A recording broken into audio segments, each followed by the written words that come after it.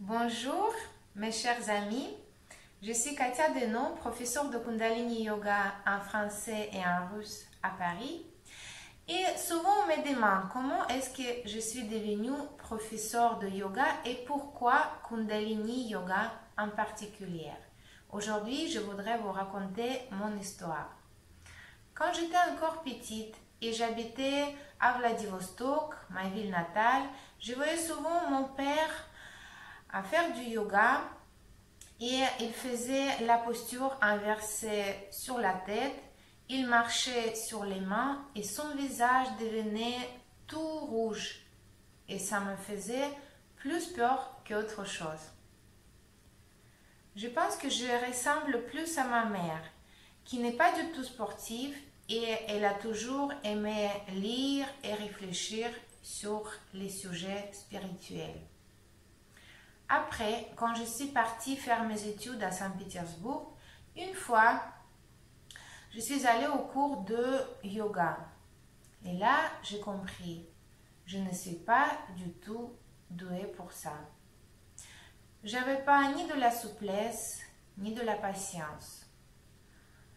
Dans la salle, il faisait chaud et j'attendais que le cours soit fini. Et mes pensées défilaient tout le temps. Peut-être mon expérience de yoga aurait pu terminer là si un jour je n'avais pas découvert un cours de Kundalini Yoga durant la stage de développement personnel dans le sud de la France. Après le cours, j'ai ressenti plein d'énergie, plein d'enthousiasme. J'avais l'impression de pouvoir soulever les montagnes. Et surtout, ce n'était pas nécessaire de faire la preuve de la souplesse. J'ai réussi à faire tous les exercices et j'étais même fière de moi. Et quand je suis revenue à Paris, j'ai commencé à chercher un cours de Kundalini Yoga à Paris, de préférence avec un professeur russophone. Et là, les miracles ont commencé à se produire. Un jour, je suis allée à un événement franco-russe organisé à un appartement et j'ai commencé à demander à tout le monde est-ce qu'il ne connaissait pas par hasard professeur de Kundalini Yoga. Et quelqu'un m'a répondu, bien sûr que si.